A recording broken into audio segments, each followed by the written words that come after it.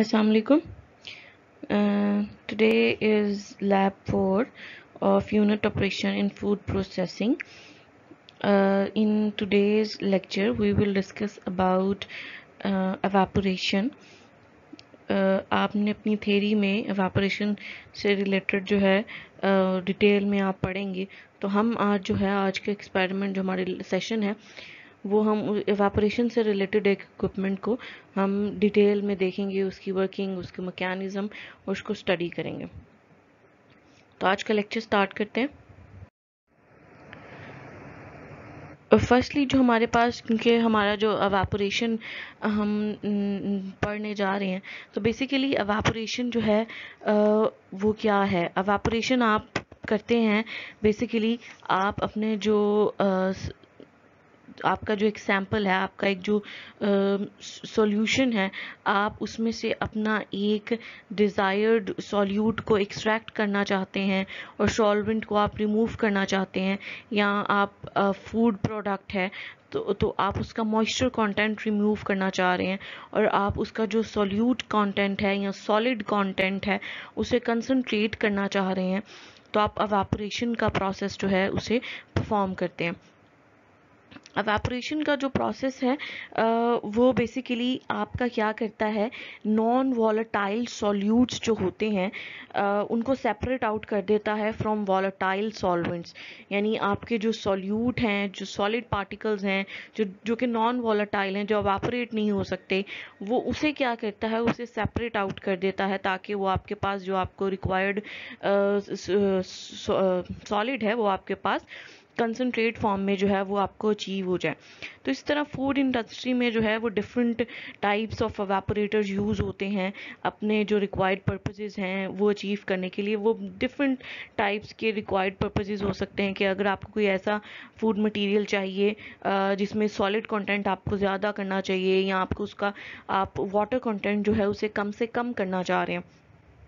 तो बेसिकली इस तरह के डिफरेंट पर्पसेस के लिए जो है आप एवापोरेशन का जो प्रोसीजर है वो आप परफॉर्म करते हैं। तो उसके लिए जो हम जिस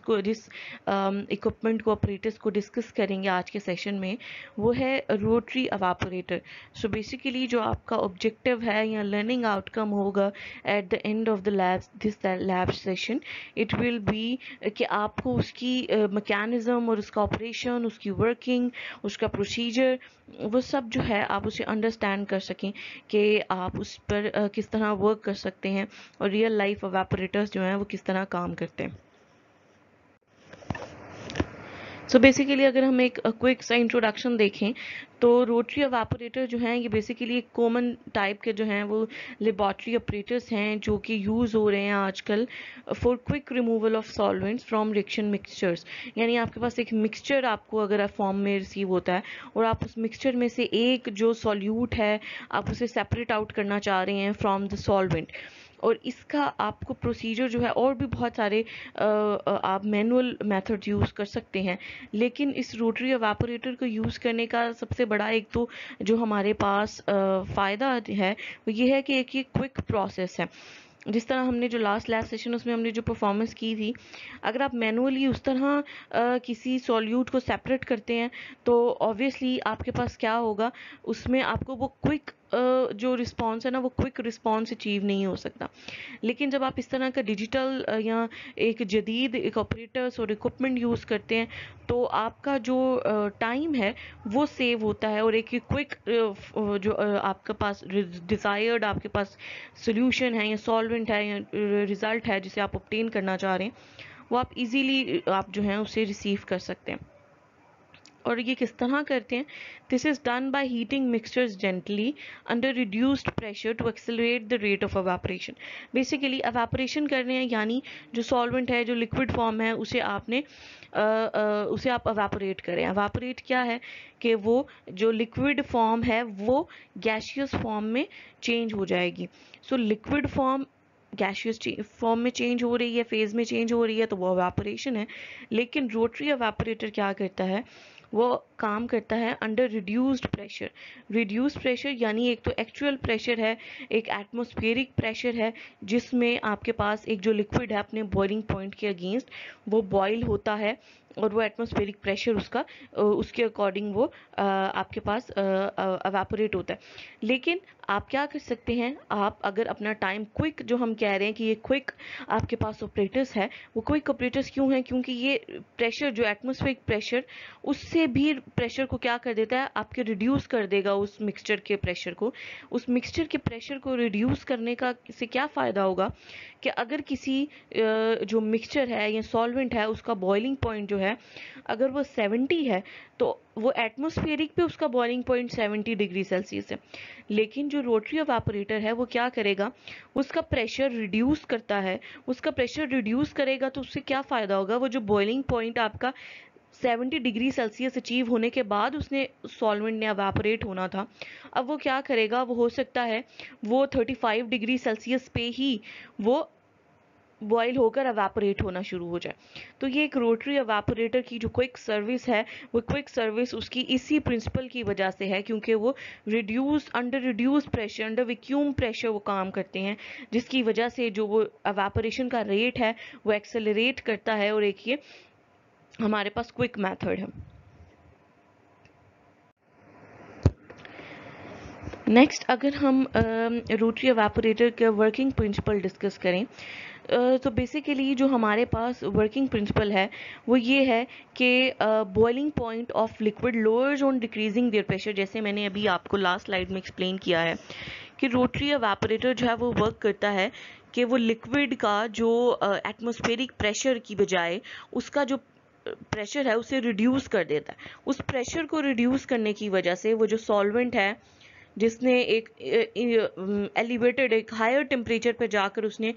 बॉइलिंग पॉइंट पर जाकर उसने अपने अचीव करना था और उसने फिर एवापोरेट होना था, वो उस बॉइलिंग पॉइंट को उसके लोअर कर देता है, कम कर देता है उस प्रेशर कम करने की वजह से। तो वो प्रेशर कम होता है जिसकी वजह से आपका जो रोटरी एवापोरेटर है उसकी स्पीड जो है, उसकी वर्किंग एफिशिएंसी जो है वो बढ़ जाती है। This allows the solvent to vaporize at lower temperatures than when boiled in a normal atmosphere। यानी अगर आप किसी एक नॉर्मल एटमॉस्फेयर पे जैसे हमने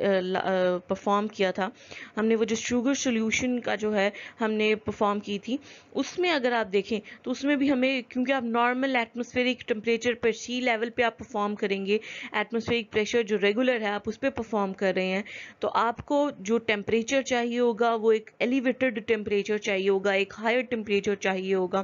क्योंकि आप एक नॉर्मल एटमॉस्फेरिक प्रेशर पे काम करें। लेकिन जब आप रोटरी एवापोरेटर पे काम करें, वो उस जो नॉर्मल टेम्परेचर एटमॉस्फेरिक प्रेशर है उसको रिड्यूस करता है, उसको कम कर देता है, और प्रेशर कम होने की वजह से वो जो उसका बॉइलिंग पॉइंट है उस सॉल्वेंट का, वो एक्चुअल बॉइलिंग पॉइंट से वो बहुत ही पहले जो है वो boiling point achieve actual boiling point की बजाय वो बहुत ही पहले जो है वो बॉईल करना शुरू कर देगा और फिर वो एवापोरेट हो जाएगा।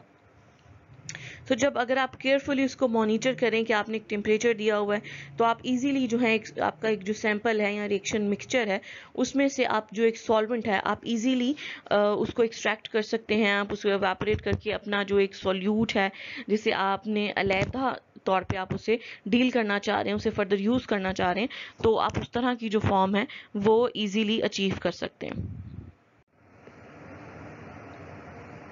बेसिकली डिफरेंट जो हैं आपके पास डिफरेंट एवापोरेटर्स के जो पार्ट्स हैं वो एक इम्पॉर्टेंट जो है उसके प्रिंसिपल को जनरेट करते हैं जिसके थ्रू वो काम करते हैं। तो बेसिकली जो एक रोटरी एवापोरेटर का जो एक इम्पॉर्टेंट पार्ट है वो उसका कंडेंसर है। सो कंडेंसर क्या है, बेसिकली कंडेंसर जो आपके पास सॉल्वेंट है, वो सॉल्वेंट जो कि लिक्विड फॉर्म में था, जब आपने उसे हायर टेम्परेचर आपने उसे टेम्परेचर दिया तो वो क्या हुआ, वो गैस फॉर्म में चेंज हो गया, वो वेपर फेज में चेंज हो गया। तो ये जो कंडेंसर है वो उस लिक्विड को जो कि गैसियस फॉर्म में चेंज हो चुका है उसको दोबारा से वो कूल डाउन करता है, कूल डाउन करके उसे दोबारा से लिक्विड फॉर्म में जो है वो कंडेंस कर देता है, और उसे एक रिसीविंग फ्लास्क में जो है वो दोबारा से जो आपका सॉल्वेंट था वो दोबारा से आपका इकट्ठा होना, कंडेंस होना शुरू हो जाता है। तो आपने जो है अब आपने वो जो गैशियस फॉर्म में वो जो लिक्विड कन्वर्ट हुआ है, वो जो सॉल्वेंट कन्वर्ट हुआ है, अब आपने उसको दोबारा से आप उसको कंडेंस करके आप उसे एक रिसीविंग फ्लास्क में जो है वो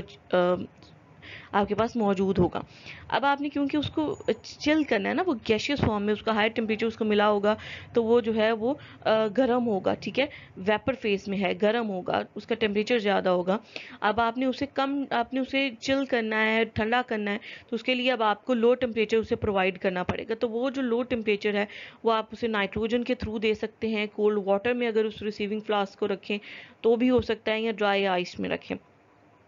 और उसके अलावा आपके पास एक एवेपोरेशन वेसल होती है। एवेपोरेशन वेसल क्या है, बेसिकली वो फ्लास्क है जिसमें आपने अपना मिक्सचर रखा है, और वो क्या करती है, वो कॉन्स्टेंटली जो है वो रोटेट कर रही होती है। ताकि वो रोटेट क्यों कर रही होती है, ताकि जो एवेपोरेशन है उसके लिए सरफेस एरिया इंक्रीज करता जाए, और वो इंक्रीज करेगा तो आपकी जो एवेपोरेशन की स्पीड है, एफिशिएंसी है, वो रैपिड होगी, वो तेज़ होगी। और क्योंकि वो एवेपोरेशन वेसल जो है कॉन्स्टेंटली वो मूव कर रही है और वो सर्कुलर डायरेक्शन में मूव कर रही होगी, तो जब भी कोई चीज़ आपके पास सर्कुलर डायरेक्शन में मूव कर रही होती है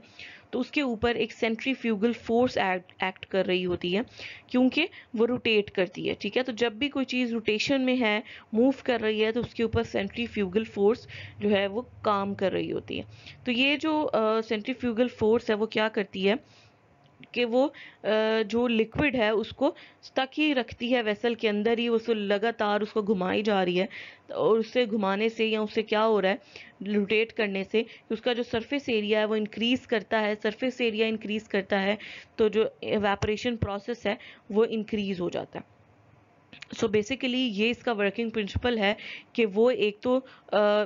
जो एटमॉस्फेरिक प्रेशर है उससे कम प्रेशर पर, रिड्यूस प्रेशर पर जो रोटरी एवापोरेटर है वो काम करता है। और वो रिड्यूस प्रेशर क्या करता है आगे से, कि जो ओरिजिनल किसी सॉल्वेंट का या किसी लिक्विड का जो ओरिजिनल बॉइलिंग पॉइंट है उससे बहुत पहले वो क्या करता है, वो एवापोरेट हो जाता है, और वो उस रिड्यूस प्रेशर की वजह से होता है। ये बिल्कुल ऐसे ही है जैसे आपके पास अगर आप अपने घर में अगर आप सपोज पानी को बॉईल करते हैं तो वो 100 डिग्री सेल्सियस पे जाकर जो है पानी जो है वो बॉईल करना शुरू करता है, और उसके बाद आप उसे लगातार जो है आप उसे फिर हीट प्रोवाइड करते जाएं, तो फिर उसके बाद वो जाकर कहीं एवापोरेट होना शुरू होगा, ठीक है। लेकिन अगर आप किसी हायर जगह पे जाएं, जैसे आप किसी पहाड़ पे जाकर, किसी माउंटेन पर जाकर अगर आप पानी को बॉईल करते हैं,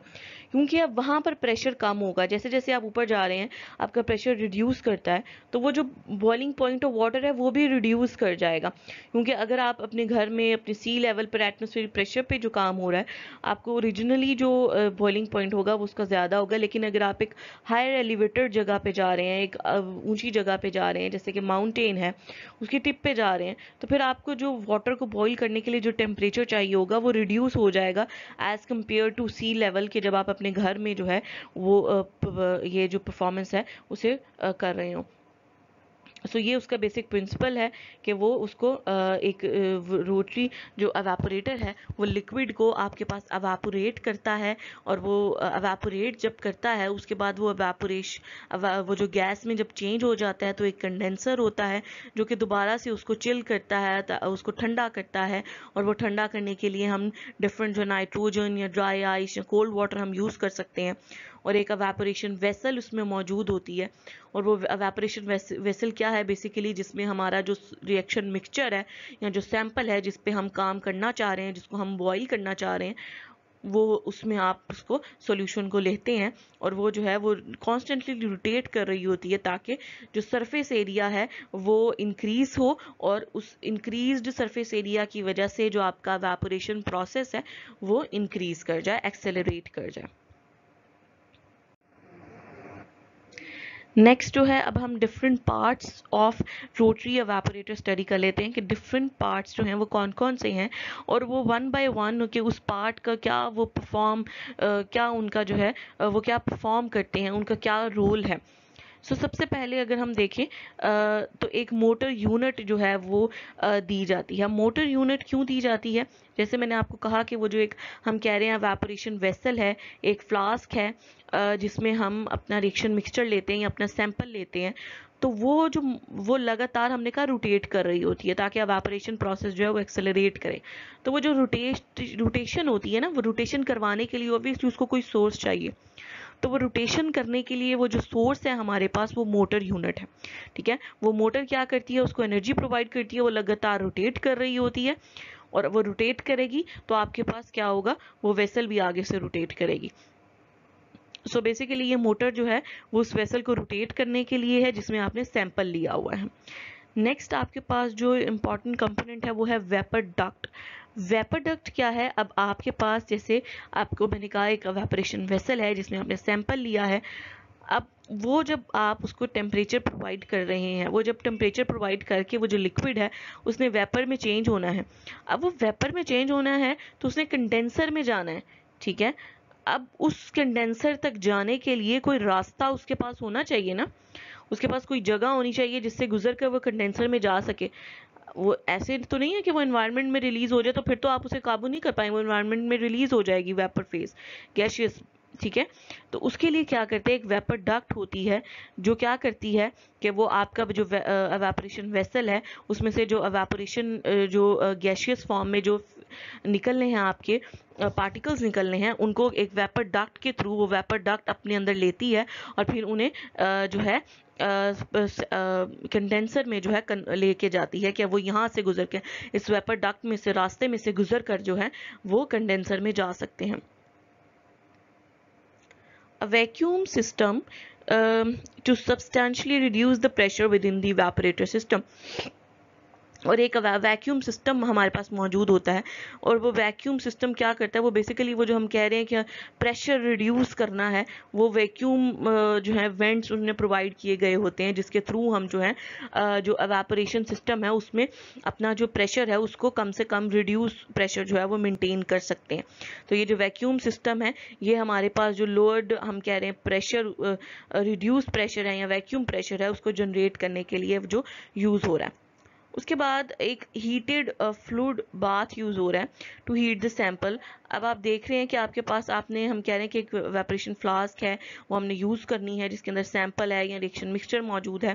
जिसको हमने एवापोरेट करना है। तो ऑब्वियसली उसको हम रखेंगे एक हीटेड बाथ में, फ्लूइड बाथ में, जिसका टेम्परेचर जो कि हीट होगा, जो कि वार्म वाटर होगा। वार्म वाटर क्यों होगा? क्योंकि हम चाहते हैं कि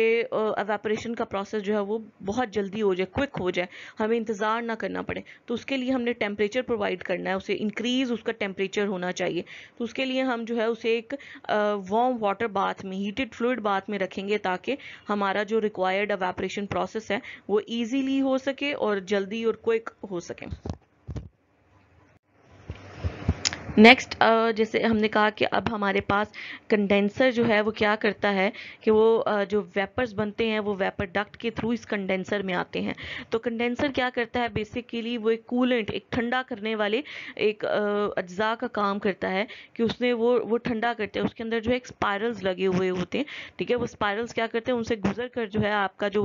गैशियस जो आपके पास फेज में मौजूद होते हैं पार्टिकल्स, वो आपके दोबारा से जो है लिक्विड फेज में या वो चिल फॉर्म में जहाँ आपके पास दोबारा से अचीव होना शुरू हो जाते हैं। और हमने जैसे प्रिंसिपल में भी देखा कि बेसिकली जो कंडेंसर है उसे आपने यूज़ करते हैं आप उसे उस गैशियस मॉलिक्यूल्स को ठंडा करने के लिए। तो ऑब्वियसली आप उसके लिए नाइट्रोजन यूज़ करेंगे, आइस यूज़ कर सकते हैं या कोल्ड वाटर यूज़ कर सकते हैं। और उन्होंने यहाँ पर यह मेंशन किया कि एसीटोन भी आप यूज़ कर सकते हैं। नेक्स्ट जो इम्पॉर्टेंट कंपोनेंट है वो है कंडेंसेट। कंडेंसेट यानी कलेक्टिंग फ्लास्क, यानी अब कंडेंसर का रोल ये है कि उसने वेपर को कन्वर्ट करना है, ठंडा करना है, कूल करना है और लिक्विड में दोबारा से कन्वर्ट करना है। तो जब वो लिक्विड में दोबारा से कन्वर्ट होगा तो अब वो कहाँ जाएगा, वो अब उस कलेक्टिंग फ्लास्क में जाएगा जो कि उस कंडेंसर के एंड पे लगी हुई होगी। वो कंडेंसर फ्लास्क जो कलेक्टिंग फ्लास्क जो है वो कंडेंसेट कहलाएगी। यानी वो क्या करेगी, वो जो आपके पास दोबारा से वो जो लिक्विड फॉर्म में वो जो ठंडा होके हमने अचीव किया है वो उसे अपने अंदर दोबारा से कलेक्ट कर लेगी, जमा कर लेगी।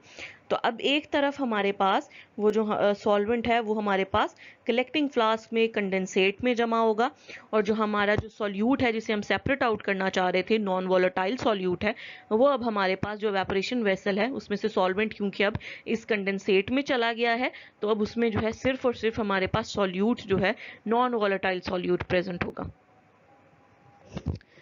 Last component is a mechanical or motorized mechanism to quickly lift the evaporation flask from the heating bath. अब आपको मैंने बताया कि हमने evaporation flask में हम ले रहे हैं तो हमने उसका टेम्परेचर इंक्रीज करना है, तो हम उसे रखते हैं एक हीटेड बाथ में, ठीक है। हमने लास्ट स्लाइड में देखा है कि हम उसे वार्म वाटर बाथ में या हीटेड फ्लूइड बाथ में रख रहे हैं। तो आप क्या कर रहे हैं, जब आपने सिस्टम क्लोज कर देना है तो आपने उसको उस फ्लास्क में से, उस हीटेड बाथ में से उठाना है, ठीक है। और फिर जब आपने सिस्टम ऑन करना है तो आपने उस फ्लास्क को दोबारा से उस वाटर बाथ में आपने डिप करना है। तो उसके लिए आपको एक मैकेनिकल, एक मोटराइज मैकेनिज्म चाहिए, कोई रेल चाहिए, कोई सिस्टम चाहिए जिसके थ्रू वो बार बार आप फ्लास्क को ऊपर और नीचे कर सके। यानी आपने फिक्स कर दिया एवापोरेशन फ्लास्क जो है मोटर के साथ फिक्स कर दी, सैंपल डाल के आपने उसके अंदर फिक्स कर दी। अब आप दोबारा चाहते हैं उसे वाटर बाथ में रखना चाह रहे हैं, तो उसके लिए आपको एक मैकेनिज्म चाहिए, और वो मोटर या मैकेनिकल मेथड एक उसको उठाने, और अभी पिक्चर भी देखेंगे तो उससे भी आपको क्लियर हो जाएगा। बेसिकली हमारे पास ये जो डायग्राम है, ये जो पिक्चर है, ये हमारे पास इन कंपोनेंट्स को जो है बहुत इजीली और बहुत अच्छे से जो है वो एक्सप्लेन कर रही है।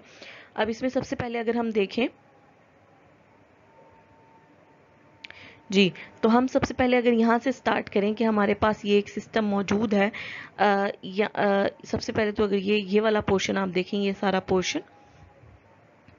यहाँ पे सबसे पहले उन्होंने बताया है थर्मोस्टेट कंट्रोल। थर्मोस्टेट कंट्रोल यानी टेम्परेचर कंट्रोलर।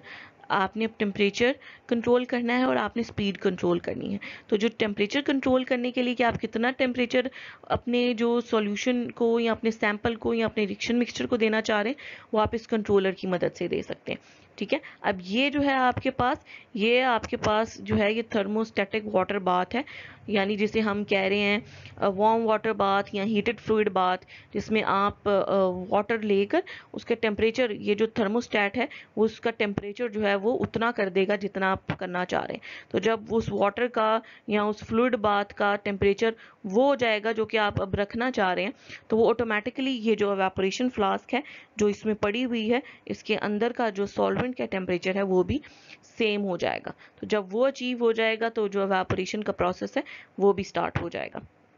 यानी बेसिकली ये जो थर्मोस्टेट है ये आपका रिक्वायर्ड टेम्परेचर सेट करने के लिए है। फिर ये जो थर्मोस्टेट वाटर बाथ है ये क्या करेगा, वो जो टेम्परेचर जो है इसके अंदर जो वार्म वाटर मौजूद है उसका टेम्परेचर वो कर देगा जो कि आपने यहाँ पर इस कंट्रोलर के थ्रू सेट किया है। तो जब आप वो कर देंगे तो क्या होगा, ये जो आपने एवापोरेशन फ्लास्क है इसके अंदर पड़ी हुई है, जिसके अंदर आपका सैंपल प्रेजेंट है या रिएक्शन मिक्सचर प्रेजेंट है,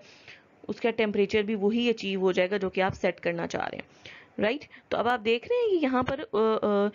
एवापोरेशन फ्लास्क जो है इस वार्म वाटर बाथ के अंदर पड़ी हुई है, ठीक है। तो मैं ये आपसे बात करी थी कि इसको अंदर फिक्स किया है आपने, तो जब आपने इसको सिस्टम को ऑफ करना है तो आपने क्या करना है, इसको ऊपर करके, यानी इस पूरा ये जो सेटअप है ये जो इंक्लाइंड है इसको थोड़ा सा आप ऊपर लिफ्ट करें ताकि आप फ्लास्क को इजीली रिमूव कर सकें। तो उसके लिए आपको एक मैकेनिज्म चाहिए रिमूव करने के लिए। नेक्स्ट अब आप देखें कि ये जो आपके पास एवापोरेशन फ्लास्क है ये इधर अटैच है, ये अटैच है एक क्लैंप के थ्रू, ये मोटर है, ठीक है। ये आपके पास मोटर लगी हुई है और ये जो मोटर है ये आपके पास इस क्लैंप के थ्रू जो है इस एवापोरेशन फ्लास्क है, ताकि वो गिर ना जाए, वाटर बाथ में गिर ना जाए, अलग ना हो जाए, ठीक है। तो एक क्लैंप या क्लिप कह लें आपको वो दिया गया है ताकि आप उन दोनों को अटैच कर दें, और साथ फ्लास्क रिमूवर भी है कि आप इजीली उससे फ्लास्क को रिमूव कर सकते हैं। उसके बाद यहाँ पर एक नोब भी प्रेजेंट है, ये ज़रूरी नहीं है सब में हो, यानी बेसिक जो कंपोनेंट्स हैं वो तो आपके पास सेम रहेंगे।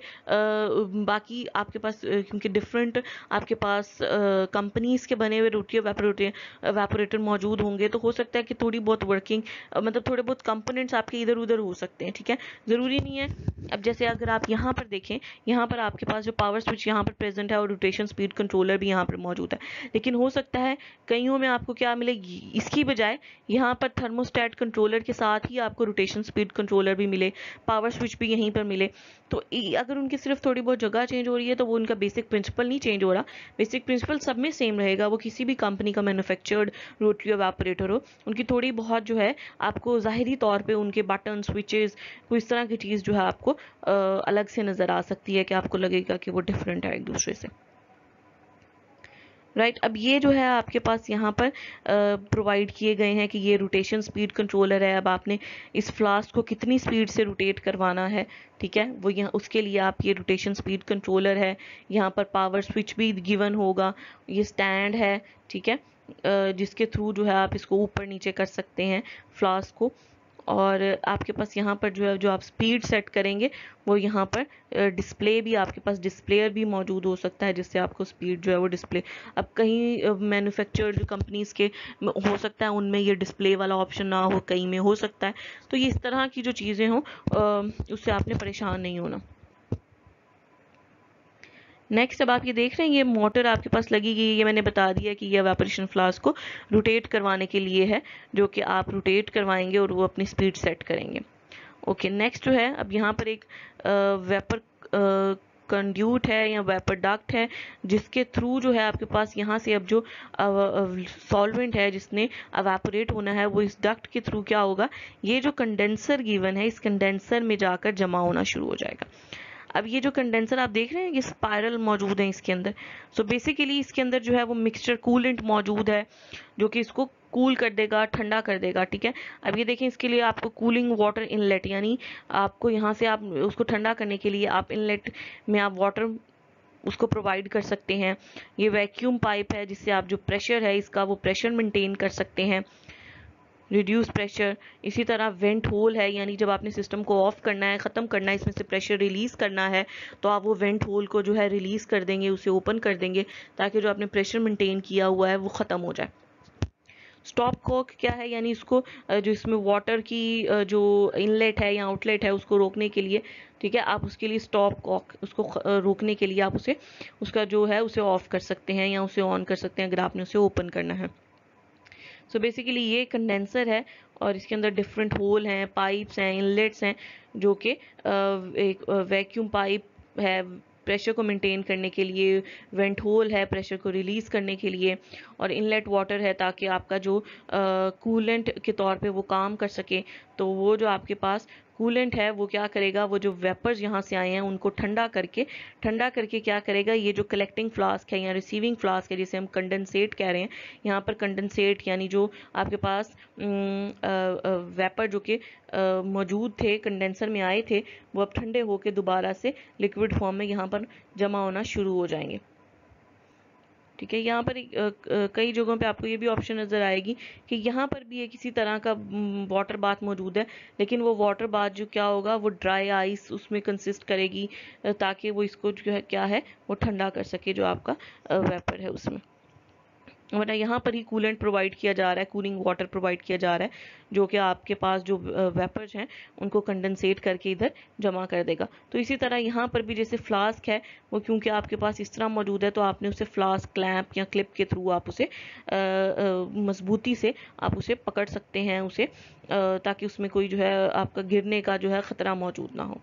सो बेसिकली ये जो मेजर पार्ट्स हैं ये जो आपको हर तरह के रोटरी एवापोरेटर में जो है वो मौजूद होंगे, नज़र आएंगे। थोड़ी बहुत मैन्युफैक्चर्ड कंपनीज़ के लिहाज से कोई इनका स्विच या बटन जो है वो आगे या पीछे हो सकता है, तो उससे घबराने की ज़रूरत नहीं है। Basic working, basic principle, basic parts जो हैं वो सब जो मैन्युफैक्चर्ड जिस भी कंपनी के हों, लोकल हो इंटरनेशनल हो, सबके जो हैं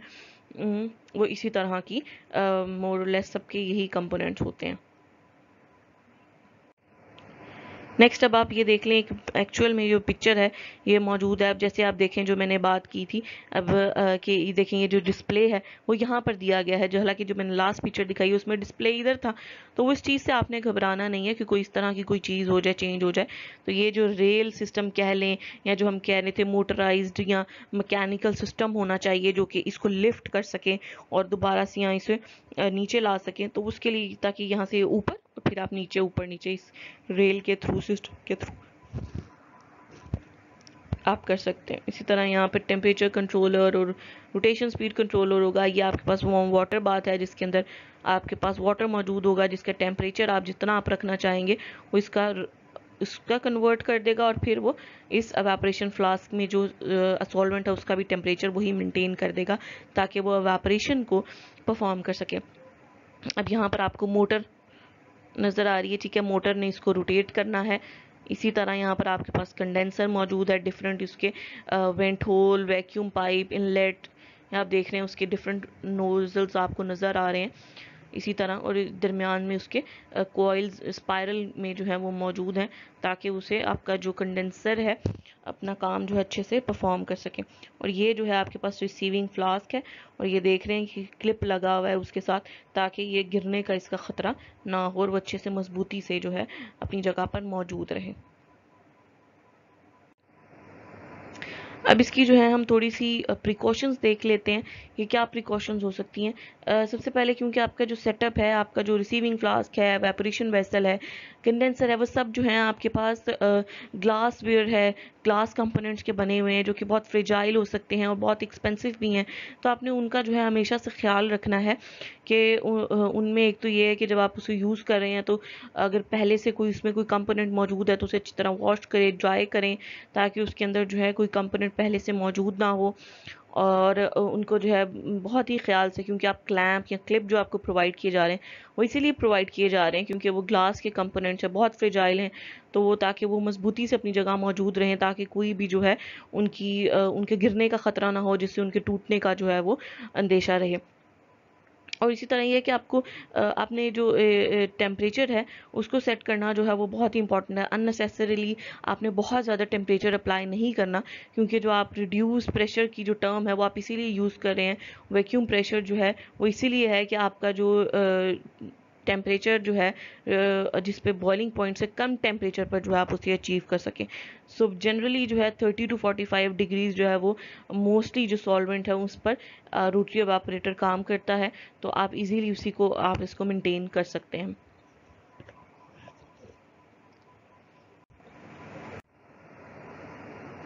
नेक्स्ट अब हम जो इसका प्रोसीजर देख लेते हैं कि लैब में हम किस तरह से परफॉर्मेंस करते हैं इसकी। तो सबसे पहले आपने क्या करना है कि आपने अपना जो सैंपल है उसे लोड करना है राउंड बॉटम फ्लास्क में। लेकिन लोड करने से पहले आपने ये देख लेना है कि जो आपकी